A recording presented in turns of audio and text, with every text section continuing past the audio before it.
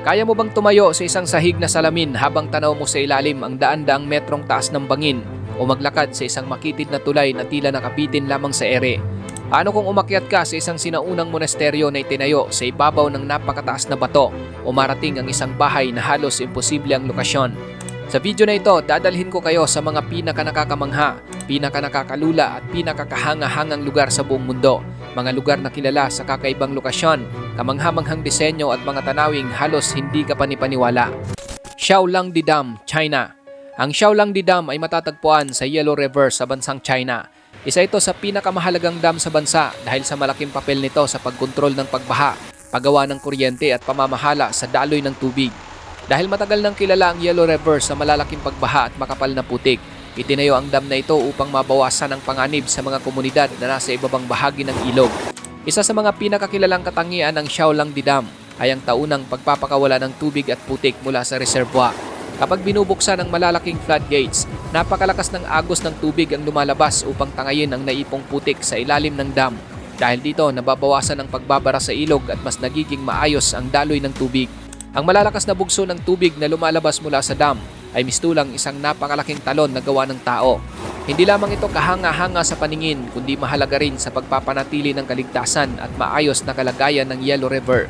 Taon-taon, libu-libong turista ang bumibisita upang masaksihan ang pambihirang tanawing ito. Birds Hochösterwitz, Austria. Ang Birds Hochösterwitz ay matatagpuan sa estado ng Carinthia, Austria at isa ito sa mga pinakakahanga-hangang kastilyo sa Europa. Nakatayo ito sa ibabaw ng isang malaking batong may taas na humigit kumulang 170 meters, kaya kitang-kita ito mula sa malalayong lugar. Dahil sa matibay nitong lokasyon, hindi ito madaling masakop ng mga mananakop noong sinaunang panahon. Ang kasaysayan ng kastilyong ito ay umabot pa noong ika-9 na siglo. Sa paglipas ng mga taon, pinalawak at pinatibay ito upang maging isang matatag na depensa. Isa sa mga pinakatanyag na katangian nito ay ang 14 na magkakasunod na pintuan o gates na kailangang daanan bago marating ang pinakatuktok. Bawat pintuan ay ginawa bilang karagdagang depensa laban sa mga umaatake. Sa loob ng kastilyo ay makikita ang mga sinaunang silid, sandata at iba pang makasaysayang koleksyon na nagpapakita ng buhay noong panahon ng mga kabalyero at maharlika. Mula sa tuktok, matatanaw rin ang malalawak na kapatagan at kabundukan ng Austria, dahilan kung bakit isa ito sa mga pinakapaboritong destinasyon ng mga turista. Caban de Bertol, Switzerland. Ang Caban de Bertol ay matatagpuan sa Swiss Alps sa bansang Switzerland. Isa itong mountain hut na itinayo sa ibabaw ng matarik na batuhan sa taas na mahigit 3,300 meters. Dahil sa kakaiba nitong lokasyon, kinilala ito bilang isa sa pinaka-nakakabilib na mountain hut sa buong mundo. Hindi madaling marating ang lugar na ito. Karamihan sa mga bumibisita ay kailangang maglakad ng ilang oras sa kabundukan at tumawid sa mga glacier bago makarating sa kubo. Sa pinakahuling bahagi ng pag-akyat, kailangan pang gamitin ang matataas na bakal na hagdan na nakakabit mismo sa bato upang ligtas na marating ang entrance. Sa kabila ng mahirap na paglalakbay, dinarayo pa rin ito ng mga mountaineer at mahilig sa hiking mula sa iba't ibang bansa. Mula sa tuktok, matatanaw ang malalawak na glacier, matatayog na bundok at ilan sa pinakamagagandang tanawin sa Alps. Dahil sa taas na lokasyon nito, nagsisilbi rin itong pahingahan ng mga umakyat sa mas matataas na bundok sa paligid. Đurđevića Tara Bridge, Montenegro. Ang Đurđevića Tara Bridge ay matatagpuan sa bansang Montenegro at isa ito sa pinakakilalang tulay sa Europa. Nakatawid ito sa ibabaw ng Tara River Canyon na itinuturing na isa sa pinakamalalim na canyon sa buong Europa. Dahil sa kahangahangang disenyo at lokasyon nito, dinarayo ito ng libu-libong turista bawat taon. Natapos ang pagtatayo ng tulay noong 1940 at sa panahong iyon, isa ito sa pinakamalaking konkretong arch bridge sa Europe. May haba itong mahigit 360 meters at umaabot sa halos 172 meters ang taas mula sa ilog sa ibaba. Mula rito, makikita ang napakagandang tanawin ng luntiang kagubatan at ng malinaw na tubig ng Tara River. Hindi lamang ito naging mahalagang daanan, kundi naging bahagi rin ito ng kasaysayan noong ikalawang digmaang pandaigdig. Upang mapigilan ang paglusob ng mga puwersang Aliman, pinasabog ang isang bahagi ng tulay noong 1942. Matapos ang digmaan, muli itong itinayo at nanatiling matibay hanggang sa kasalukuyan. Sa ngayon, bukod sa mga sasakyan, dinarayo rin ang tulay sa mga mahilig sa adventure. Marami ang pumupunta rito upang subukan ang zipline na tumatawid sa ibabaw ng canyon habang tinatanaw ang napakagandang tanawin. Sigiriya Fortress, Sri Lanka. Ang Sigiriya Fortress ay matatagpuan sa bansang Sri Lanka at isa ito sa mga pinakatanyag na makasaysayang lugar sa Asya. Itinayo ito sa ibabaw ng isang napakalaking batong monolith na may taas na halos 200 meters. Dahil sa kakaibang lokasyon at kahanga-hangang disenyo nito, kinilala ang Sigiriya bilang UNESCO World Heritage Site. Itinayo ang kuta noong ika-5 siglo sa panahon ni Haring Kasyapa na piniling gawing kanyang palasyo ang tuktok ng malaking bato. Sa paligid nito ay ginawa ang mga hardin, lawa at matitibay na pader bilang bahagi ng depensa ng kaharian. Hanggang ngayon makikita pa rin ang mga labi ng sinaunang palasyo at ang mga makukulay na mural na nagpapatunay sa husay ng kanilang sining at engineering. Upang marating ang tuktok, kailangang akyatin ng mga bisita ang daan-daang hagdan.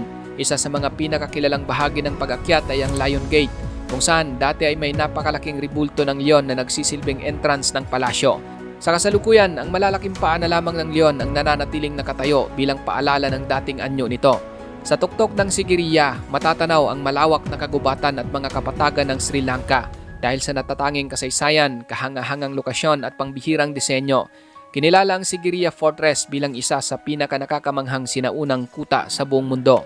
Glacier Skywalk, Canada. Ang Glacier Skywalk ay matatagpuan sa Jasper National Park sa lalawigan ng Alberta, Canada. Isa itong glass-floored viewing platform na nakausli sa gilid ng isang matarik na bangin.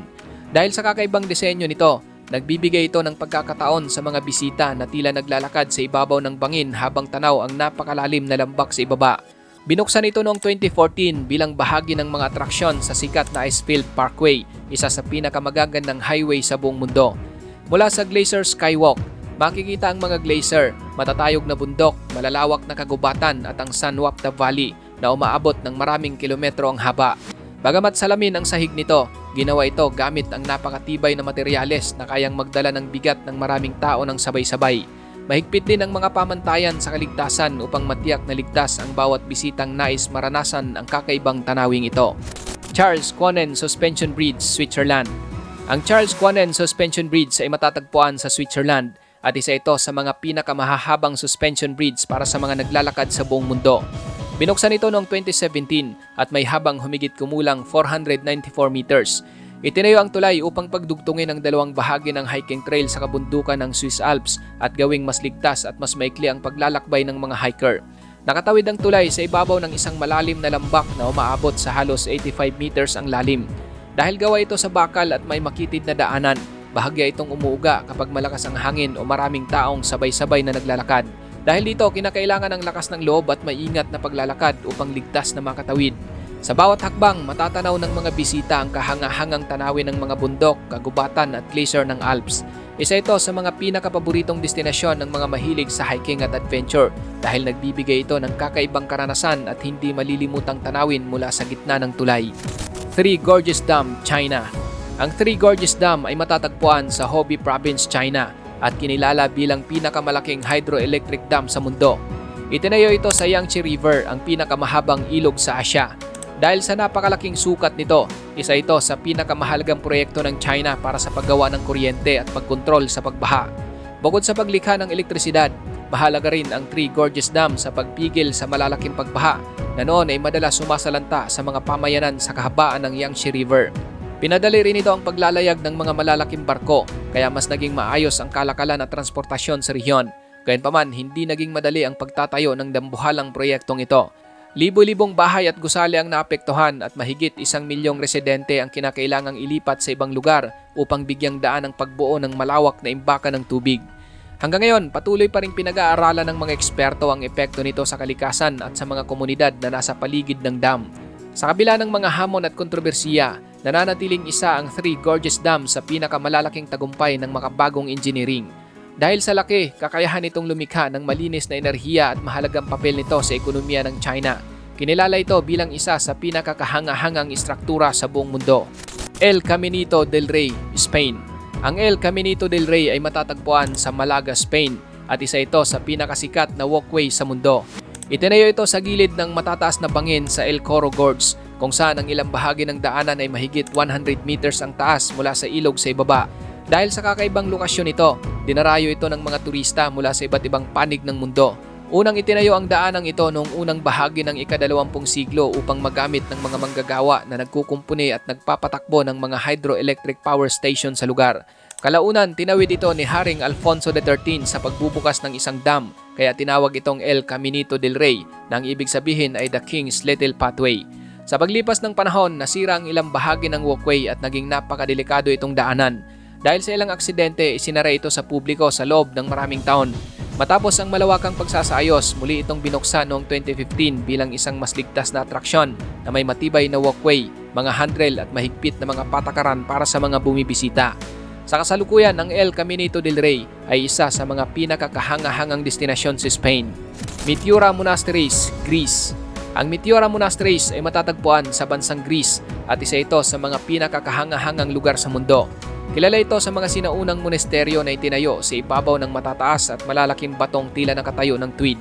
Dahil sa kakaibang tanawin nito, kinilala ang Meteora bilang isang UNESCO World Heritage Site. Nagsimulang itayo ang mga monasteryo noong ika-14 na siglo ng mga mongheng naghahanap ng tahimik at ligtas na lugar para sa panalangin at pamumuhay. Noong panahong yon, napakahirap marating ang mga ito. Gumagamit sila ng mga lubid, lambat at kahoy na hagdan upang makapaghatid ng pagkain at iba pang pangangailangan sa tuktok ng mga bato. Sa kasalukuyan, 6 na monasteryo ang nananatiling bukas at patuloy na ginagamit bilang lugar ng pananampalataya. Libo-libong turista at mga devoto ang bumibisita rito bawat taon upang masaksihan ang kakaibang tanawin at ang mga sinaunang gusaling tila nakabitin sa ibabaw ng mga higanting bato. Dahil sa natatanging lokasyon, makulay na kasaysayan at kahangahangang paraan ng pagkakatayo nito, kinilala ang Meteora Monasteries bilang isa sa mga pinakakamanghamanghang lugar sa mundo at isa sa pinakamahalagang pamanang pangkultura ng Greece. Ikaw kapatid, ano ang masasabi mo sa bidyong ito?